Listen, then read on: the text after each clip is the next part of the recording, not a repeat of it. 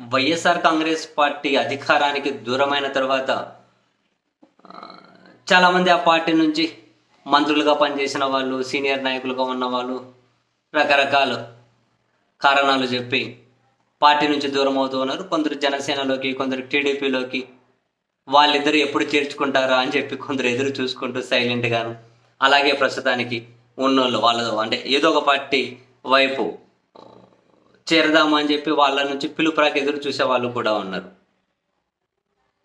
ఈ క్రమంలో తాజాగా జగన్మోహన్ రెడ్డి గారి ప్రభుత్వంలో జగన్ ప్రభుత్వ సలహాదారుగా పనిచేసిన రాజీవ్ కృష్ణ, గోదావరి జిల్లాలకు సంబంధించిన వ్యక్తి.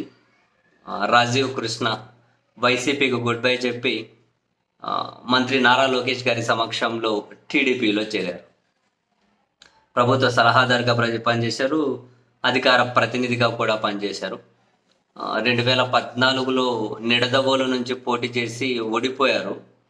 ఆ తర్వాత రాజకీయాల్లో ఏమీ యాక్టివ్గా లేరు.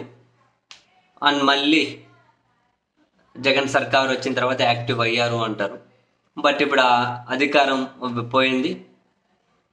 అండ్ తాను కూడా యాక్చువల్గా వైఎస్ఆర్ కాంగ్రెస్ పార్టీలో కమ్మ కులస్తులకు తక్కువ ప్రాధాన్యత ఇస్తూ ఉన్నారు అనే కారణం చేతనే పార్టీ మారుతున్నట్లుగా అయితే వాళ్ళ సన్నిహితులు చెబుతున్నారు. ఒకప్పుడు ఏంటో మొన్ననే ఇదే రాజీవ్ కృష్ణ అనే విజయసాయి రెడ్డికి కౌంటర్ కూడా ఇచ్చారు.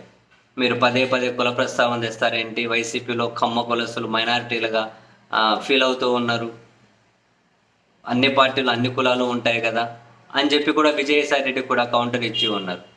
సరే, what ever might be the reason, కానీ వైసీపీ ప్రభుత్వంలో సలహాదారుగా పనిచేసిన వ్యక్తి వైసీపీకి రిజైన్ చేసి లోకేష్ గారి సమక్షంలో టీడీపీలో అయితే చేరారు. బట్ ఈ రాజీవ్ కృష్ణ అంతకుముందు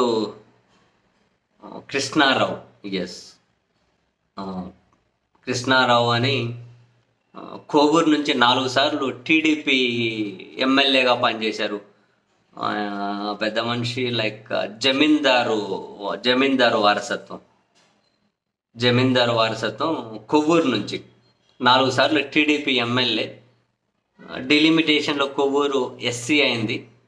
సో ఆ తర్వాత పెద్ద మనిషికి పోటీ చేసే అవకాశం రాలేదు. సో తన వారసుడిగా రాజీవ్ కృష్ణ రాజకీయాల్లోకి వచ్చిన తర్వాత నెక్స్ట్ వైసీపీలో నుంచి పోటీ చేసి అట్లా ఓడిపోయారు. తర్వాత వైసీపీకి సలహాదారుగా ప్రభుత్వానికి పనిచేశారు. ఇప్పుడు మళ్ళీ వాళ్ళ మామ వారసుడిగా రాజకీయాల్లోకి వచ్చారు. వాళ్ళ మామేమో 4 సార్లు టీడీపీకే ప్రాతినిధ్యం వహించారు. ఇప్పుడు మళ్ళీ అదే టీడీపీలోకి రాజీవ్ కృష్ణ గారు అయితే జాయిన్ అయిపోయారు.